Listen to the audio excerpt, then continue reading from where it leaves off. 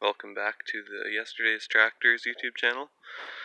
Today, I figured just do a little channel update and a little introduction video. This is my international.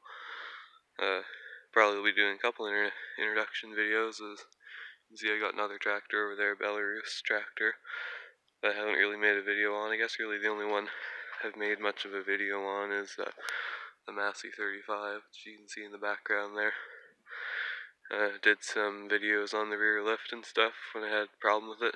If anyone who's still wondering, maybe you hadn't seen the last part of that series there, the issue in the end was the fluid in the transmission had too much water in it and stuff. It was just too thin. And with it being cold, you get a little bit of ice in the filters, things start to slush up. So, yeah, if anyone's still wondering what that fix was, I know we went through a lot of diagnostics on an idea to try to get, a way to try and get an idea if the pump is moving enough fluid, and we figured it was without actually pressure testing it. But it's kind of the best way to get an idea. We looked into the relief valve. I actually changed the relief valve because I had another one, a modified one. It's supposed to work better with the different kind of oil we have now rather than what was designed for the tractor. But yeah, that's, if you're wondering, you can go on the channel and check out the last part of that if you're still looking for help on that. But yeah, all it was in the end was the fluid, so that's something to keep in mind as what your fluid looks like when you're going into things like that. I had a pretty good idea what mine was, but I kind of wanted to be able to make the video anyway. Talk about more in-depth things, because a lot of the time you aren't lucky enough to just have it be the fluid. So as I look back now, I wish I would have made a video of rebuilding the hydraulic pump, because I did that about 2 years ago now. I think it would have been helpful for a lot of people, but just wasn't really trying to do YouTube back then. So anyway, this is my international tractor. It's an International 624. I actually scored this tractor for free. It was given to me by a family friend. I helped them out farming, taking hay off the field and stuff like that. It's a good chance to, to get out on the fields and enjoy, doing some farm work and stuff like that, and get to run some more equipment that way and things like that. Get a chance to use my tractors out on the field rather than just around the yard kind of thing. And run theirs. Cool to run bigger tractors too.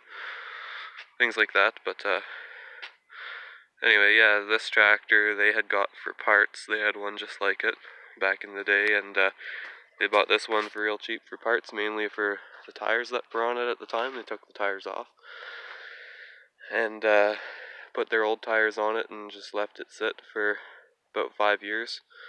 They had originally just had a wood splitter on it, using it to split wood.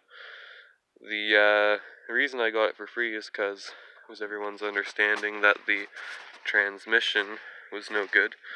It's got a like a semi-power shift transmission. So like these are kind of, and this is something confusing kind of thing to start off with if you're not familiar with the tractor and you can't find shift scripts. It's got 3 ranges on the range shifter. So you've got I call it kind of a yard position, because this is the only one you can get reversed in. So if you're doing work in the yard that you're doing a lot of forward and backwards, it's kind of your yard position. And of course in each range you have 4 speeds, 1, 2, 3, and 4. So yeah, anyway, all the way back is kind of like your yard position. So when you're in your yard position, you have, as I said, 4 gears, either forwards with this forwards, or backwards with this back, and this is neutral. So you can actually have it running with this in whatever gear you want, that in range. And as long as this is in neutral, it shouldn't move. It's not really the safest thing to get off the tractor and leave it like that in case something does happen, there's bumps or whatever. So like if you're getting off the tractor, I'd suggest just throwing it in neutral. But like say it's handy for for if you're just needing to stop somewhere or whatever, pull it out of gear, you can just put this in neutral and the tractor doesn't move. Okay, and then you have more of like a work position one. This is where, in the middle here, is where your best towing gears are. Again, you have 4 speeds in each gear, so instead of this being a forward and backward shuttle now, you have 3 different other ranges. So really, you have a lot of speeds. You have like 1, 2, 3, 4 in this range, 1, 2, 3, 4 in this range, and 1, 2, 3, 4 in this range.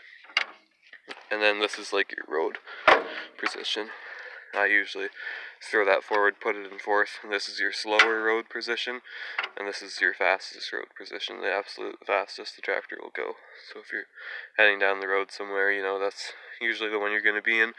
If you're making corners, you throttle down, put it in low, or if you got potholes, whatever. But yeah, so when I got the tractor, it would run and stuff, but even after sitting for 5 years, it's very easy to get going. But it wouldn't move anywhere. You put it in gear, put the range forward, you could floor it. It would just barely creep along, but it would hardly move, and certainly wouldn't move under any load, wouldn't go up hills. So as everybody's understanding kind of thing, as you know, the people I got it from, that, you know, it's no good, the transmission's done, the drive pump, whatever. And I noticed a few things right off the bat. One, the fluid in the transmission at the time was very unhealthy. And I started off with the simple things. On the other side, I'll go around and show you. There's a hydraulic filter underneath your seat between the transmission and the battery. That white filter down there. And in behind this bolt here, there's a screen. So the first things I did was just change out that filter, cleaned out that screen, and away it went. So then afterwards, I didn't want to cause harm to the transmission, so I drained out the old oil, flushed the transmission, as I did in that video with the Massey Ferguson 35. If you want to see what that looks like, it's the same process. You flush it with diesel fuel, drain that out, and put fresh oil in it, and yeah, the transmission's worked really well. The only thing that kind of is a drawback is if it's like minus 10, minus 15, it does have to warm up for about 10 minutes before you can really drive it in the winter. You know, as far as older hydrostatic transmissions go, I think that's okay. I'm not really sure though if that's how these tractors were in their kind of new state. But once it's going, it's fine, and that's only in cold weather, so I really don't mind that. Even if it is something it really shouldn't do for an old tractor, I accept that. This tractor actually has just shy, see if I can get a shot, just shy of 10,000 hours on it, which is pretty incredible. That gauge doesn't work either, so, you know, who knows what it actually has above that. I don't know when that stopped working. I know it wasn't working when the people I got it from had it, and they run it for many hours on their wood splitter. So, yeah, that's a lot of hours. I imagine somehow the motor has been rebuilt in that time, but I'd say I really don't know much about the history of it. What's been done, what hasn't. I know you can tell by working on it and stuff, everything's been maintained pretty well, at least up until it sat. So throughout its working life, it's been pretty well taken care of. So that's good to see. When I got it, it had one flat tire. This one here was flat, so I bought a used tire from someone around here. I mean, there's really not much grip on these tires, but I got them for $50. I have one for the other side, but I haven't put it on yet, because it hasn't, not waiting till it goes flat, but we're just now getting into spring, and I didn't want to do 2 tires in the winter.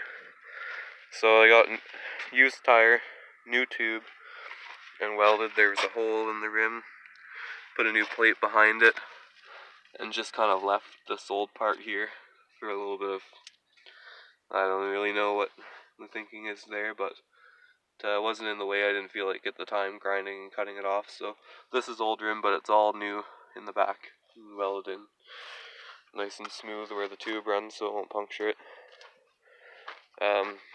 The original tire was calcium loaded. I haven't reloaded it yet. I probably will. I kind of hate calcium because it rots out the rims so bad, but it's easier to come by than wheel weights, and you really do, especially in a two-wheel drive tractor, you really do need a ballast. So, like as you can see, this tire is loaded, and it's just, this rim's gonna need patched as well. Like, it's just, calcium's terrible for that, but you know, kind of it is what it is, I guess. So, yeah, this is it. I'll fire it up. Should start real easy. I just drove it around here to a convenient spot to make a video. Key is on, tractor's in neutral. The start switch is a bit of a bitch. It pulls out, but it just gets real stuck. There you have it.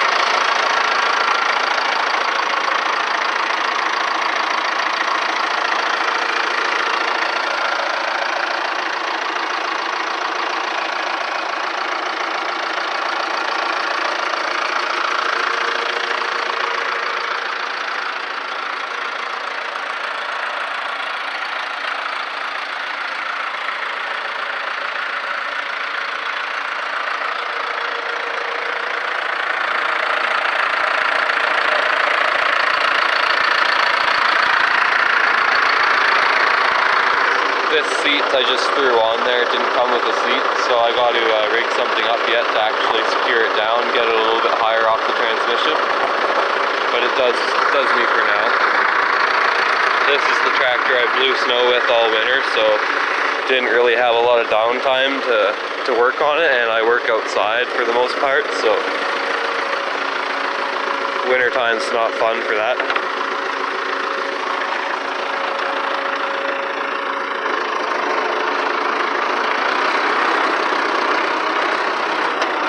This is the really cool part. See, I'm not going to clutch or anything like that. Pull that into neutral. Now I go into reverse. Back into neutral. Right into forwards. I do have a loader for this tractor that I intend to put on as soon as things dry up a little bit. This would make a really great loader tractor with that kind of a shuttle aspect to it. Yeah, this is the International. As far as, I'll shut this off. As far as a kind of a channel update, as you can see over there, it's my Ski-Doo Blizzard. I did promise to do more videos, and I'm sorry I never got to doing any ride-along videos with it this winter. Just got to be so busy at the end of the winter. Didn't have time to rig up my GoPro and everything like that. I've actually hardly used it since I made that video. There's a few things still that need done, functional wise on it, and of course there's cosmetics yet to do. But I will certainly make videos on that as I work on it throughout this spring. Don't know how much I'll work on it in the summer, and I'll be working on it again in the fall. And certainly I'll make videos of riding it this coming winter, and I'm sure like we'll be working on it throughout the winter, you know, because of course there will be things that come up that need fixed. But yeah, so the Ski-Doo Blizzard 9700 videos are still coming. For those of you who are looking forward to those, they're still going to be happening. As far as anything else, I used to have a Massey Ferguson 50 that I traded for that Belarus tractor behind me, which at the time seemed to be a pretty good deal. He was looking for a gas engine tractor with a loader. I was looking for a loader tractor with four-wheel drive. But the man I bought it from or traded with failed to mention that the four-wheel drive doesn't work. So now I've got to take it all apart and try and fix the four-wheel drive. I'll try and do some videos on that. We'll actually have a look at it now.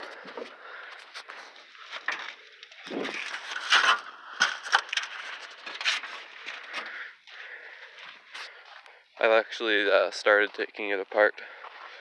I'll make more of an official video on this though, where I talk about like how I diagnosed the issue from the front differential to the transmission, and all that sort of stuff. Right now, I have to split the, as it refers to in the book anyway, the clutch housing, this kind of clutch housing slash transfer case, from the rear differential slash gearbox, because this is where the, your transmission is and everything.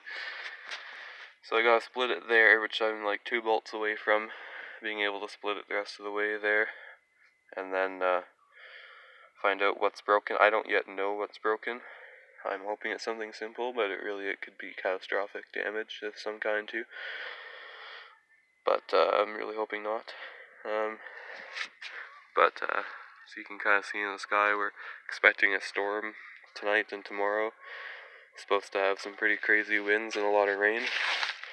So I've got to get this all tarped up and my tools all cleaned up and put away. And anything else that'll blow around in the yard. You can see the yard's a mess right now. I've got a lot of spring cleaning yet to do, fill in some ruts, a lot of stuff to go to the junkyard. That's the Fordson Dexta. It's outside now, because that shed, actually I'll show you. The shed that it was in was that brown shed there, and I haven't put gravel in it yet. If you can see the gray shed, that's the one I usually work on things. I had it for longer. I usually work on things in there, and I've actually got a fair bit of gravel in there, so it stays fairly nice. It's a mess, I know, my tools are out everywhere, I need to organize it, but the reason I pulled the Dexta out of the other shed there is because, and this is nothing compared to what it was, for the mud on the floor. It's just crazy mud. You would sink up to your ankles in mud, so until I get some gravel in here, I'll be working on the Dexta outside. Probably won't get gravel in here till I get the Belarus going, because it's got the nice bucket. 35 as a bucket on it, as you can kind of see in the background there. But it's not a very big bucket. It's wide, but it's not tall at all. So it's kind of, it's still great to have. Certainly better than not having a bucket on it, but much rather use the big bucket on the Belarus. But yeah, this is the Dexta. I'll also do another kind of official kind of video on updating that, because I did some work on it and didn't make a video, which, like I say, I kind of regret that now as well. But sometimes you just want to get something done, and it's a lot faster to get it done without making a video.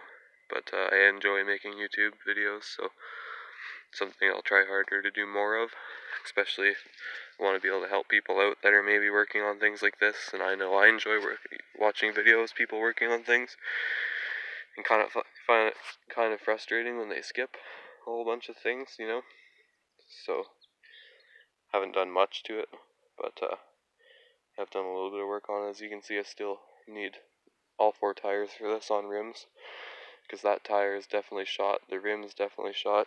There are no front tires or rims.